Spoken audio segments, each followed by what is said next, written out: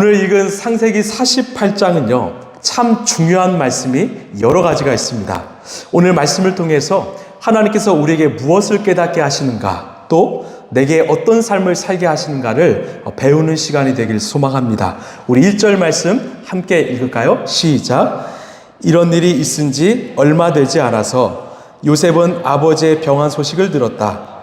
요셉은 두 아들 므낫세와 에브라임을 데리고 아버지를 뵈러 갔다.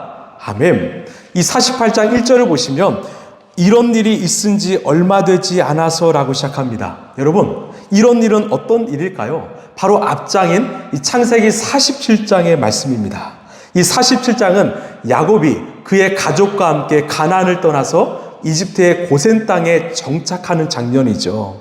자, 이제 야곱은 이집트 땅에서 자신의 마지막 생애를 마칠 예정입니다. 그래서 요셉을 불러서 유언을 남기는데요. 우리 창세기 47장 29, 30절 함께 읽겠습니다. 시작.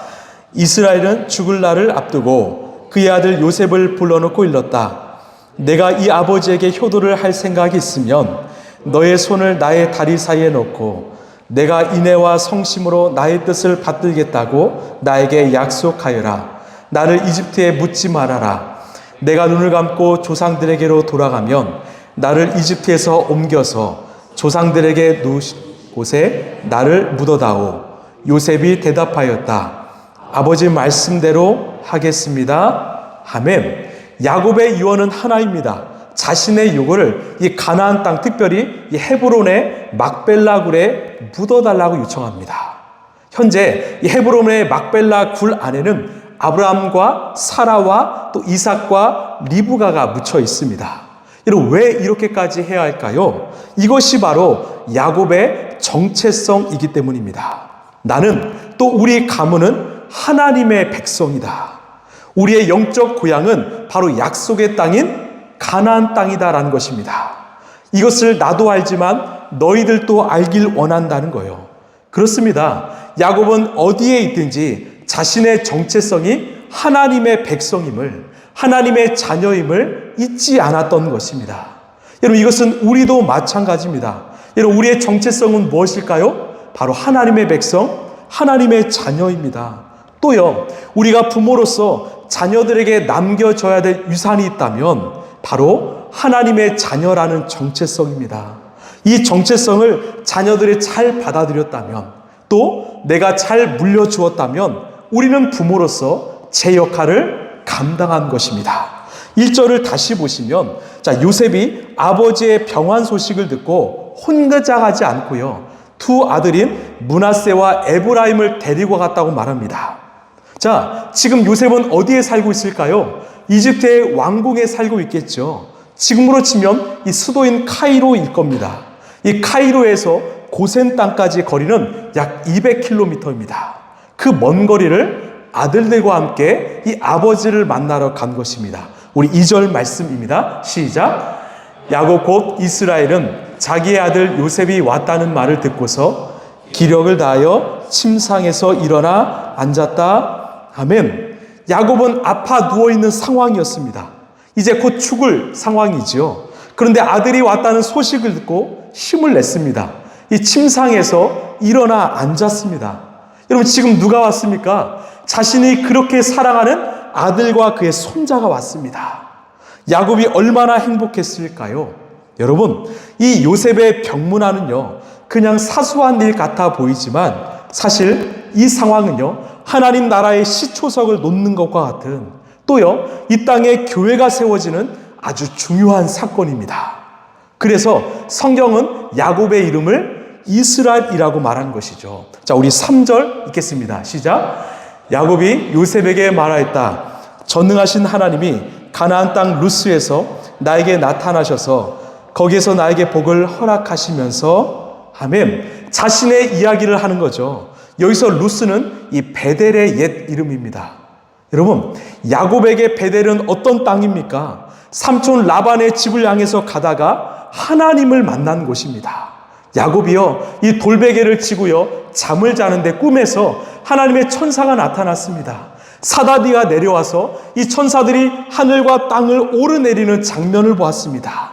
그때요, 하나님이 어떤 약속을 하셨죠? 자, 4절입니다. 시작. 나에게 이르시기를 내가 너에게 수많은 자손을 주고 그 수가 불어나게 하겠다.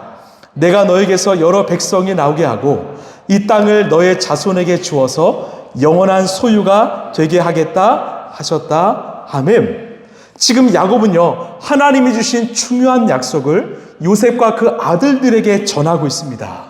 자, 지금 야곱은 어떤 상태입니까? 곧 숨이 멎을 상태입니다.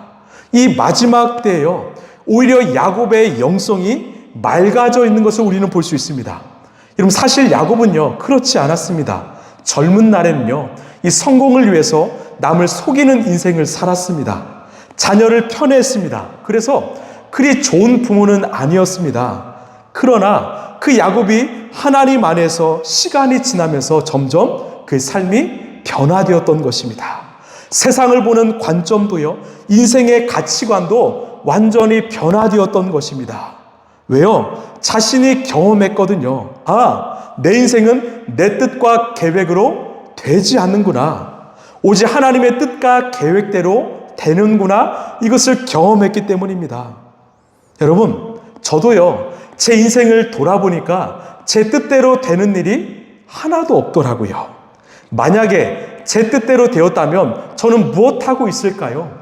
아마 이 자리에 서 있을 수 없었을 것입니다. 제가 하나님을 온전히 믿고 따르지 않았을 것입니다. 당시에는요, 제 뜻과 계획이 무산된 것이 참 속상했습니다. 제 뜻대로 안 된 거 참 속상했습니다. 그런데 지금 돌아보니까 그 일이 얼마나 감사한지 모릅니다. 우리 인간은요, 완악해서 내 뜻과 내 계획대로 되는 순간 우리는 하나님을 잘 찾지 않습니다. 하나님을 의지하지 않아요. 자신을 의지하고 하나님을 떠나기 시작합니다. 그것이 인간의 실존입니다. 이게 바로 죄이고 멸망의 길이죠. 그래서 하나님은 우리가 당신의 곁을 떠나지 않게 하시려고 때로는 이 아프지만 속상하지만 고난과 고통을 우리에게 주시는 것입니다. 그것을 깨달은 다윗이 뭐라고 고백합니까? 우리 시편 119편 71절입니다. 시작. 고난을 당한 것이 내게는 오히려 유익하게 되었습니다. 때문에 나는 주님의 율례를 배웠습니다. 아멘. 다윗은 삶으로 경험한 거예요. 이 고난 때문에 내가 주님의 율례 말씀을 배웠습니다. 내가 주님을 더 알게 되었습니다. 주님을 더 깨닫게 되었습니다. 여러분 기억하십시오. 우리가 순종하지 않으면 모든 것은 고난과 고통의 현장입니다. 그러나 순종하면 내가 성장하는 성장통의 현장입니다. 다시요. 내가 순종하지 않으면 모든 일은요, 내 삶의 고난과 고통에 불과합니다.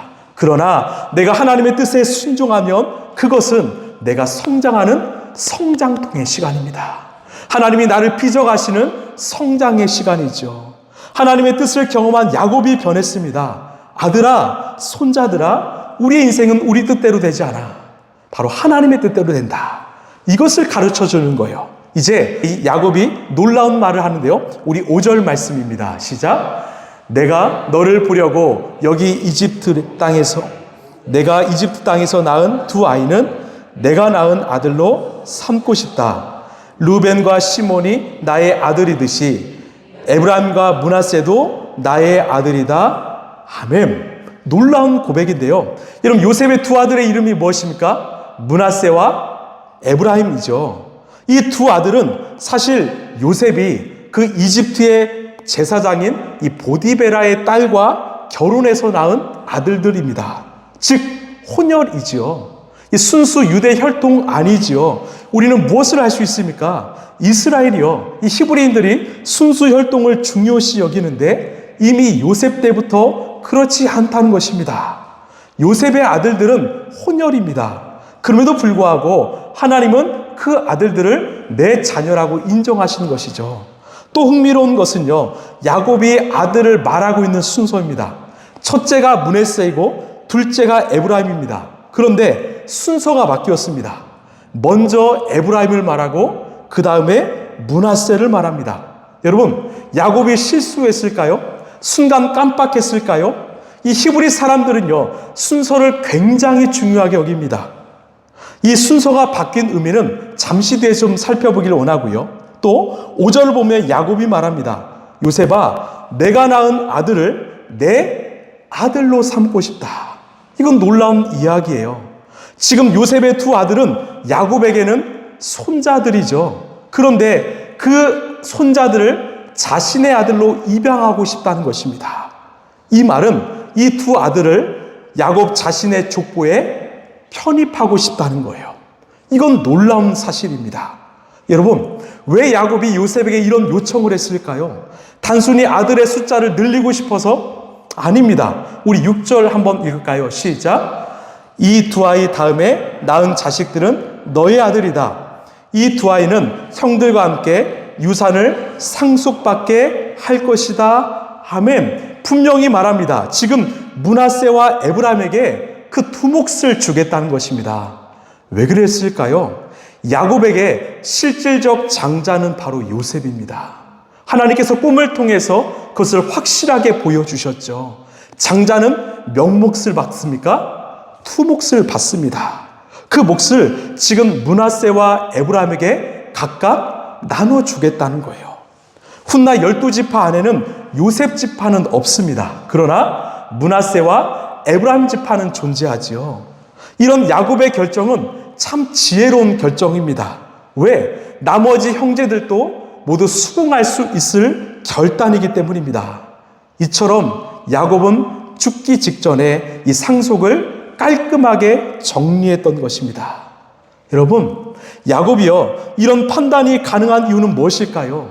지금 야곱의 영안이, 그 영적인 눈이 활짝 열려있기 때문이에요. 보통 사람은요, 죽음을 향해 가면 갈수록 그 사리분별이 약해집니다. 판단력도 약해집니다. 그러나 믿음의 사람은요, 하나님 안에서 영안이 열리면 그 판단력이 더 분명해지고 또렷해지는 것입니다. 지혜가 더 많아지게 되는 것이죠. 자, 우리 7절입니다. 시작. 내가 밧단을 떠나서 고향으로 돌아올 때에 슬프게도 너의 어머니 라헬이 가나안 땅에 다 와서 조금만 더 가면 에브랏에 이를 것인데 그만 길에서 세상을 떠나고 말았다. 나는 너의 어머니를 에브랏 곧 에브라임 가는 길에 옆에 묻었다. 아멘. 갑자기 야곱이 요셉에게 이 자신이 사랑했던 여인인 라헬의 이야기를 꺼냅니다.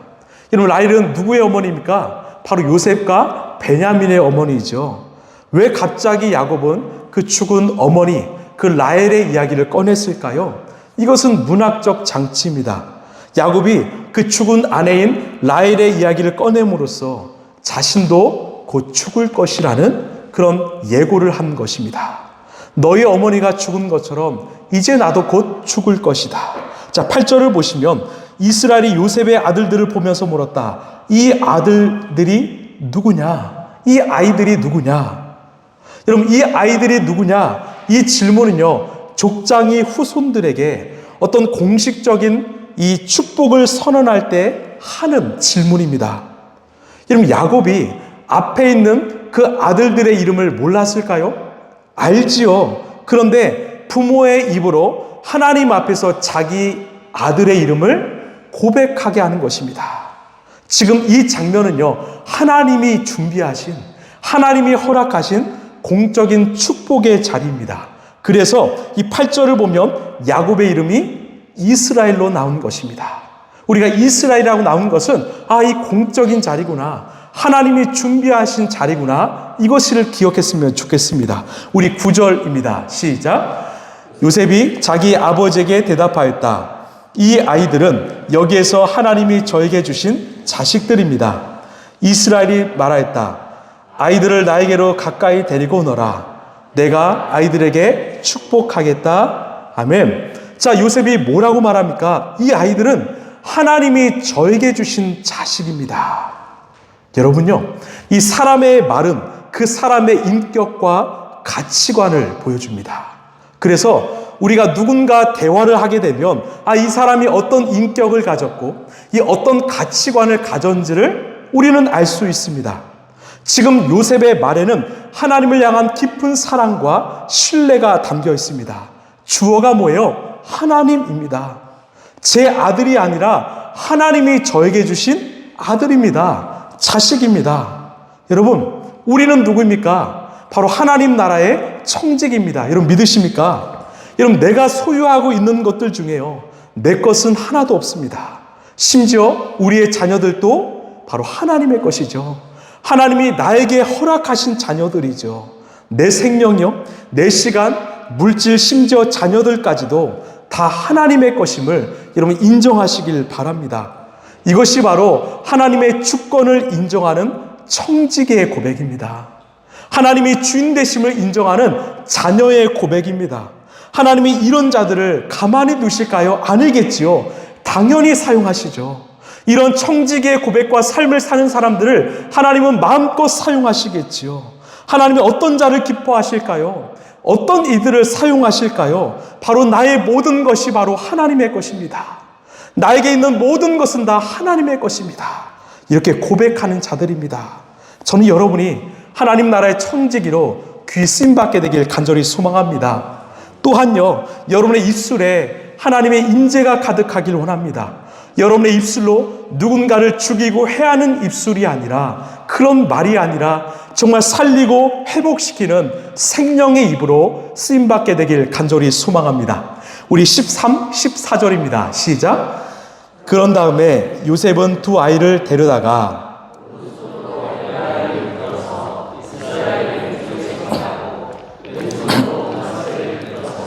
이스라엘의 오른쪽에 서게 하였다. 그런데 이스라엘은 에브라임이 작은 아들인데도 그의 오른손을 에브라임의 머리 위에 얹고, 므낫세는 맏아들인데도 그의 왼손을 므낫세의 머리 위에 얹었다. 야곱이 그의 팔을 엇갈리게 내민 것이다. 아멘. 이 말씀이 오늘 말씀의 핵심인데요, 이 오른손은 첫째 장자이고요, 왼손은 둘째 차자입니다. 그래서 요셉이 그렇게 서게 했습니다. 그런데 이 14절을 보면요, 야곱이 오른손을 이 둘째인 에브라임의 머리에, 왼손을 첫째인 므낫세의 머리에 얹었다는 거예요. 이 팔을 엇갈리게 한 것입니다. 이 팔을요, 엇갈리게 한 거예요. 여러분, 왜 야곱은 므낫세와 에브라임의 순서를 바꿨을까요? 왜 장자와 차자에게 줄 축복을 바꾸어 주었을까요?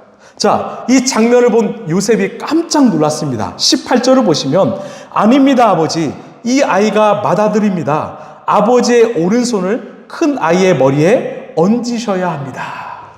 요셉은요, 이 아버지가 실수했다고 생각했어요. 그래서 아버지의 손을 옮기려고 했습니다. 자, 그때 야곱이 뭐라고 합니까? 우리 19절입니다. 시작. 그러나 그의 아버지는 거절하면서 대답하였다. 나도 안다. 내 아들아, 나도 안다. 므낫세가 한 결례를 이루고 크게 되겠지만 그 아우가 형보다 더 크게 되고 아우의 자손에게서 여러 결례가 갈라져 나올 것이다. 아멘. 성경은 분명히 말하죠. 나도 안다.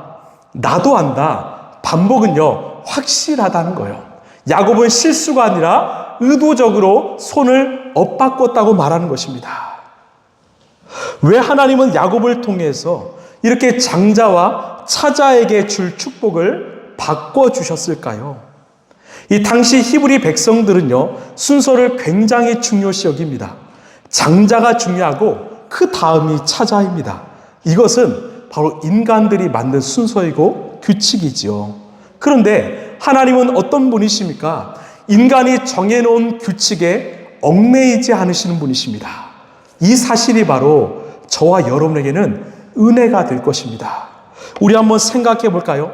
하나님께서 가인과 아벨의 제사 중 누구의 제사를 받으셨습니까? 하나님께서 이스마엘과 이삭 중 누구를 더 사용하셨습니까? 에서와 야곱 중 누구를 더 사용하셨습니까? 루벤과 유다 중 누구를 더 사용하셨습니까?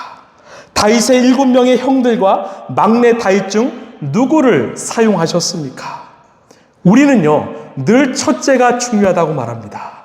그것이 우리의 운명이라고 말하지만 하나님 안에서는요, 순서가 중요한 게 아닙니다.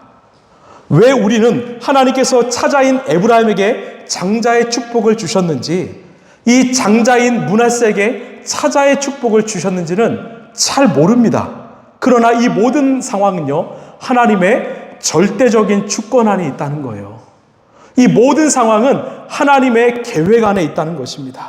다시 말해서 우리는 하나님의 계획에 대해서 의문을 가질 수 있지만 순종해야 하는 것입니다. 왜? 우리가 모르는 하나님의 크신 계획이 있기 때문입니다.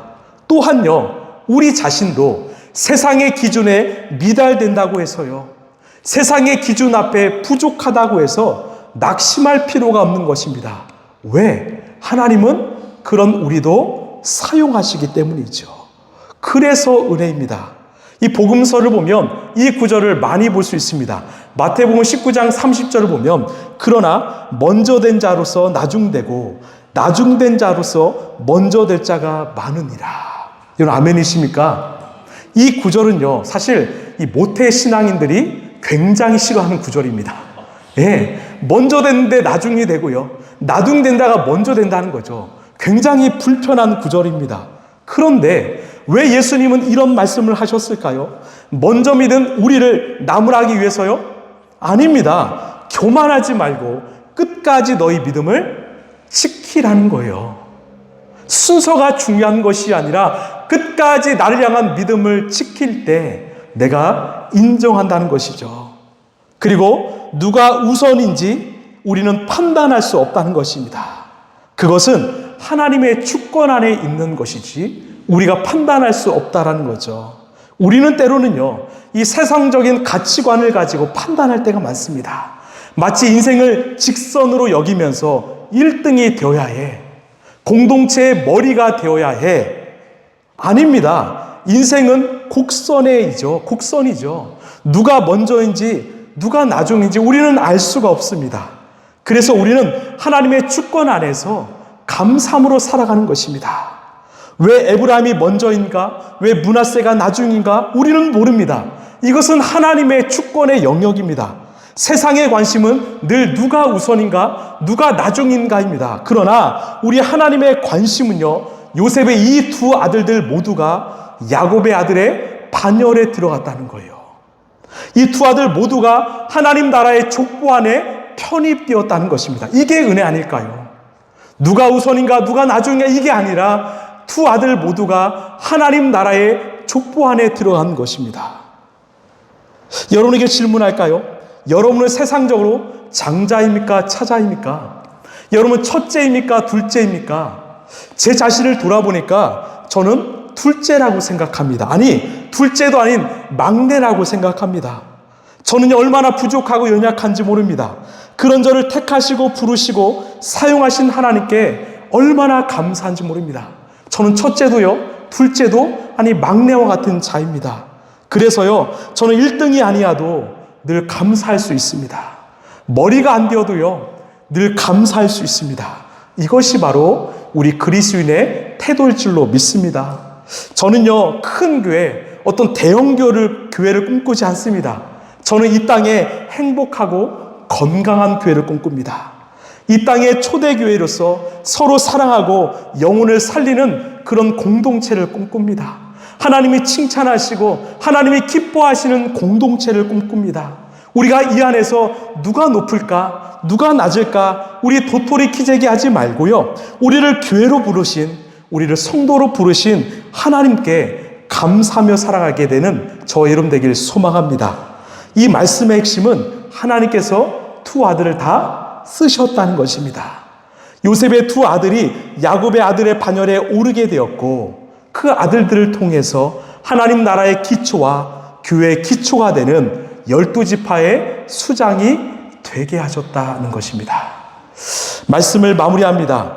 오늘 말씀을 통해서 주님이 우리에게 원하시는 것은 무엇입니까? 하나님의 계획과 하나님의 섭리 안에서 하나님 나라 교회는 이루어지고 있다는 거예요.